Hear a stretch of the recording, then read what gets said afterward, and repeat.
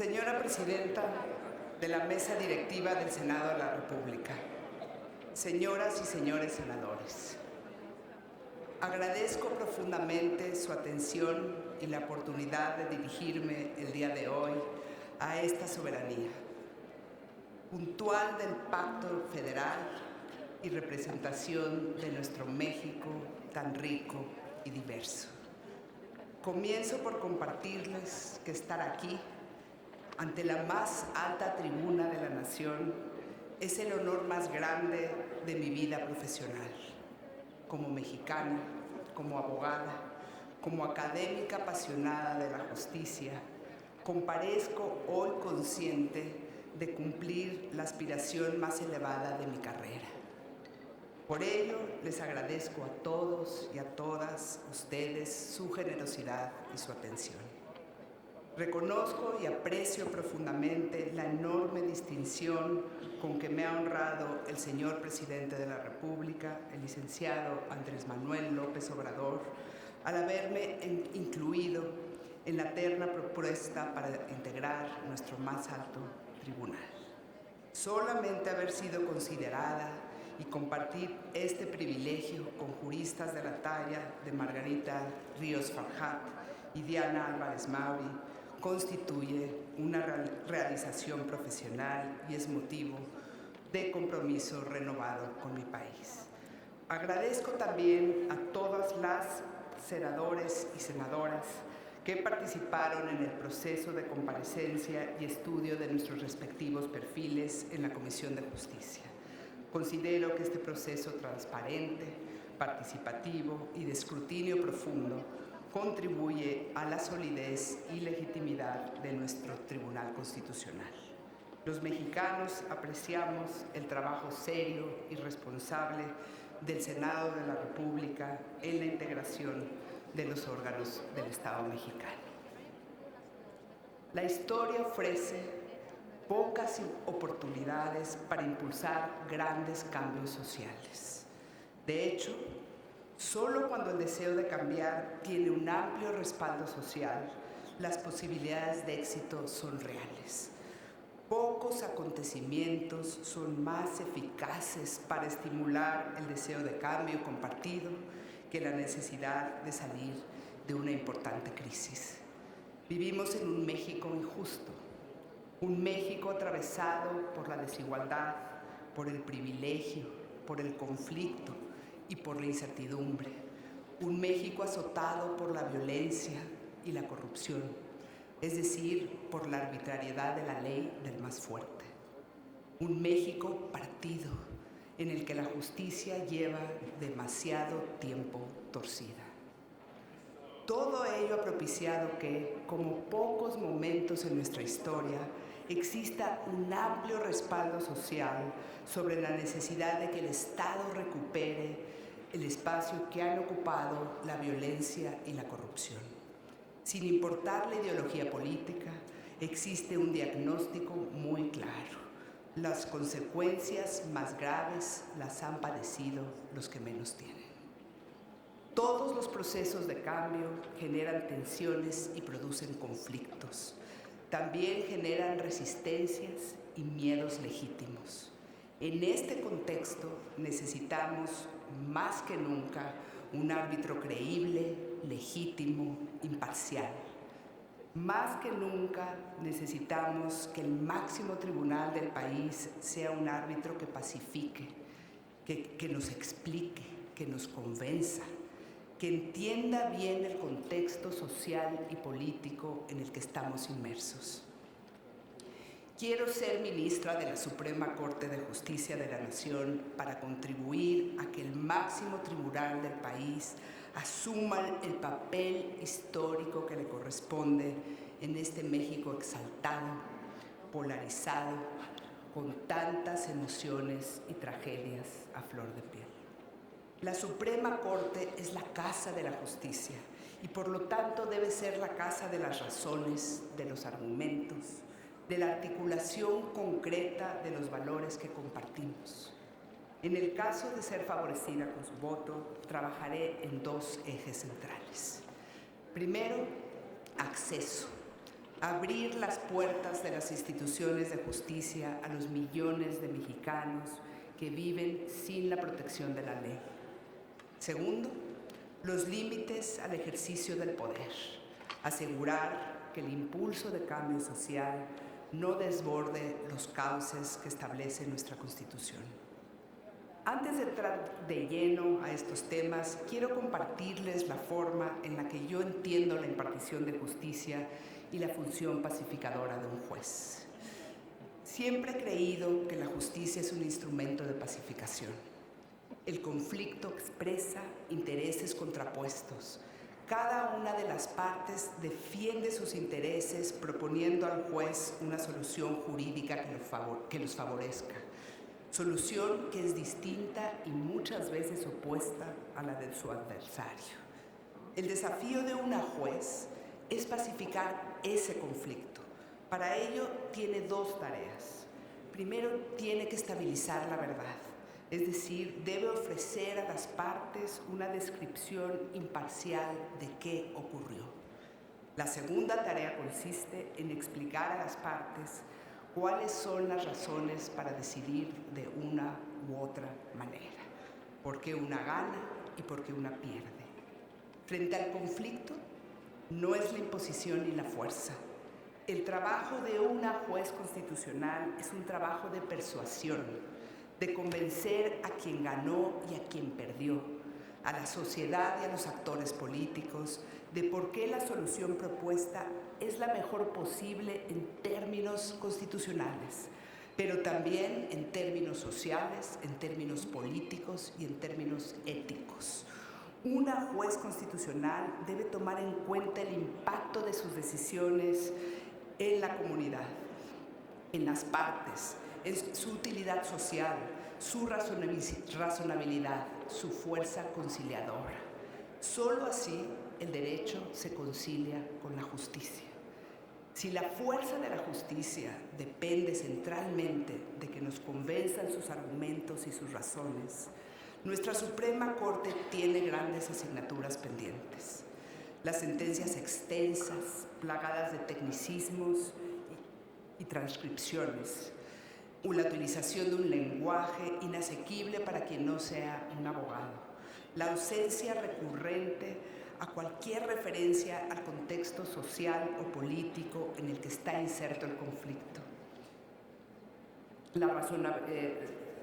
Todo ello le resta fuerza a la tarea pacificadora que se le ha encomendado al máximo tribunal.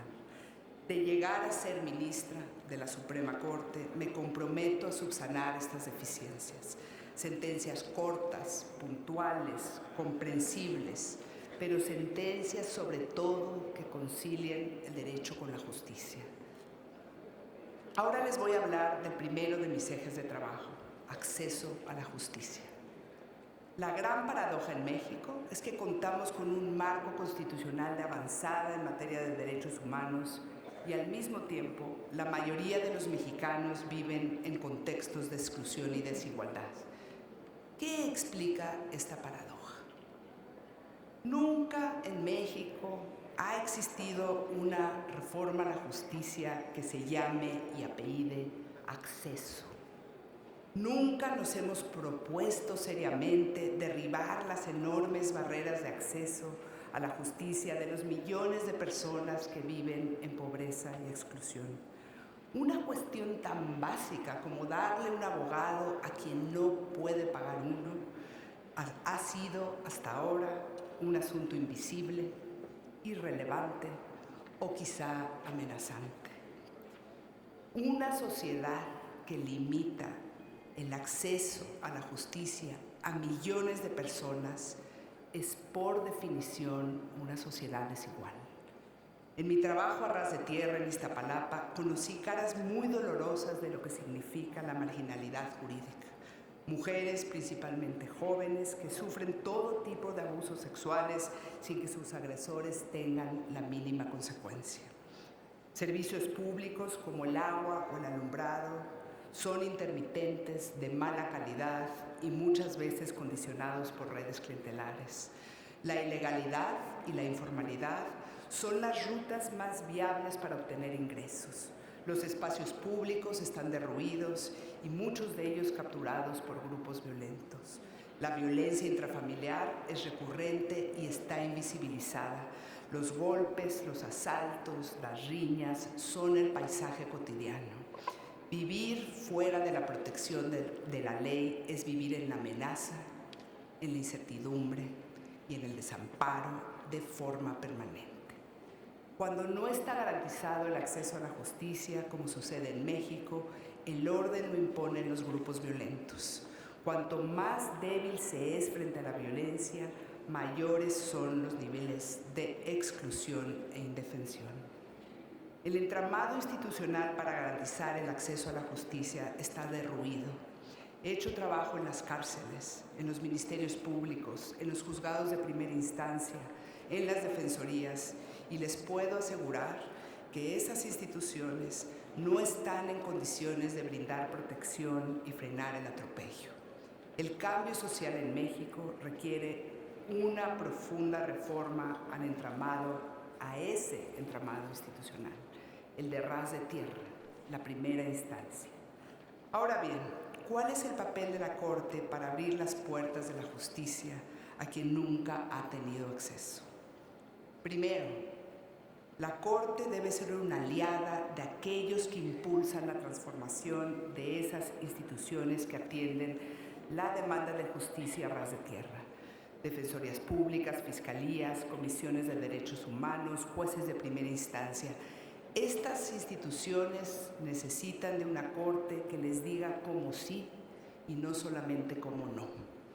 Segundo, la Corte puede y debe ser una aliada de los colectivos sociales y las organizaciones civiles que están en contacto directo con las personas que viven en la marginalidad jurídica. Tercero, la Corte debe recuperar el sentido estratégico de su facultad de atracción. Las y los ministros deben de acordar una agenda de temas, problemas prioritarios, causas, donde es clave que el máximo tribunal se pronuncie para combatir la exclusión. Desaparecidos, feminicidios, falta de acceso a servicios públicos, ausencia de defensorías públicas, por mencionar algunos. Cuarto, la Corte debe reducir y flexibilizar los muy pesados requisitos procedimentales que hoy le impide a las mayorías acceder a la justicia constitucional. Es increíble que el juicio de amparo, que hoy es el recurso jurisdiccional más importante que tenemos para la protección de derechos humanos, sea tan técnico y especializado. Ello ha dejado a millones de mexicanos fuera del alcance protector de la Constitución. Quinto, la Corte debe reconocer que su jurisprudencia y sus precedentes todavía no tienen el impacto deseado en las decisiones de los jueces de primera instancia. Según la información recabada por X Justicia para las Mujeres, en Oaxaca, por ejemplo, solo 8% de los jueces conocen algunas de las jurisprudencias emblemáticas del máximo tribunal en materia de derechos humanos. Lo que la Corte dice que son nuestros derechos constitucionales no se garantiza por los jueces de ras de tierra. Todas estas tareas pendientes tienen que ver con la enorme distancia que existe entre el máximo tribunal y las realidades concretas y dolorosas de los que viven en la marginalidad jurídica. Mi propuesta para cerrar estas brechas es vincular al escritorio con el territorio, abrir las puertas de la Suprema Corte de Justicia en dos vías. Para la institución, promover que la Corte reciba y escuche a los que no son poderosos, a los que no tienen dinero y a los que no tienen influencias. Y en lo personal, dedicar parte de mi tiempo a establecer una conversación con las víctimas, con los colectivos, con los jueces de primera instancia, con los defensores públicos y con todos los interesados en estas causas. Ello me permitirá tener un pulso preciso para aportar contexto y visión estratégica en las deliberaciones de la Corte, pero también me permitirá contribuir a fortalecer el impacto de las decisiones de la Corte en esas instituciones olvidadas de las que depende que el violento y el corrupto no impongan su ley. Senadoras y senadores, conozco a profundidad la enorme demanda de justicia insatisfecha en México y las realidades institucionales que la perpetúan. Yo quiero aportar a la Corte mi conocimiento en derecho constitucional aunado a mi larga experiencia a ras de tierra.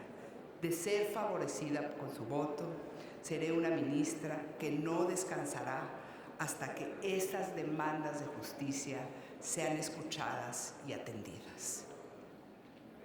Mi segundo eje de trabajo, como lo mencioné, se enfocará en la función del Tribunal Constitucional de definir los límites al poder, que no es otra cosa que gestionar adecuadamente la tensión entre democracia y Constitución.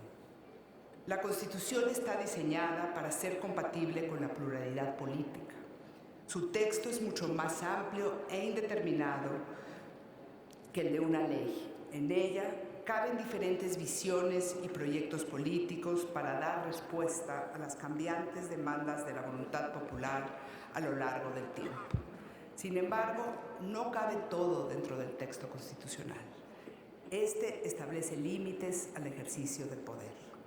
Estos límites vienen por el catálogo de derechos humanos y también por las fronteras que marca la separación de poderes, el federalismo y las autonomías constitucionales. La Suprema Corte resuelve los conflictos que surgen entre los poderes del Estado en torno a estas fronteras. A la Suprema Corte, y quiero enfatizarlo, no le toca definir la política pública ni la dirección del cambio. Eso compete exclusivamente a los poderes que cuentan con la legitimidad que proviene de las urnas. A la Corte solo le compete asegurar que el ejercicio del poder no desborde los cauces que establece nuestra Constitución. La tensión entre Constitución y democracia hoy es más evidente. Desde 1997, ningún partido político había conseguido mayorías legislativas tan amplias. Uno de los desafíos más relevantes que enfrentaré en caso de ser ministra será participar en la deliberación sobre cuándo se está frente a un límite constitucional y cuándo no. Qué decisiones le corresponden a los poderes electos y cuáles están fuera de su alcance. El poder de la Corte no solo estriba en su capacidad de poner límites, sino también sirve para dar legitimidad constitucional a las decisiones de los poderes electos. La responsabilidad de definir cuándo y en qué casos los poderes electos se ubican dentro o fuera de los límites constitucionales no depende de ninguna o ningún ministro en particular. Esa responsabilidad trascendente descansa en su voz colectiva, en su capacidad para construirse como una sola voz, la voz del tribunal. Una decisión constitucional dividida que genera incertidumbre jurídica, pues deja abierta la interpretación con respecto a la ubicación y sentido del límite constitucional. Ello produce inestabilidad y no contribuye a ordenar la vida política y democrática, lo cual es particularmente sensible en el contexto en el que estamos viviendo.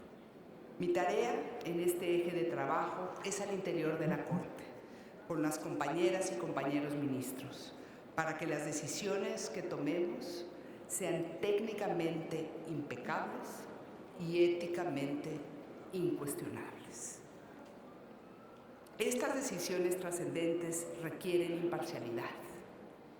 Cuento con probada independencia de criterio, integridad personal y profesional, una trayectoria pública que acredita mi capacidad de diálogo con todas las fuerzas políticas sin comprometer mis convicciones.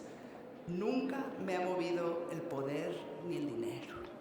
Soy una mujer de causas, de ser favorecida por su voto.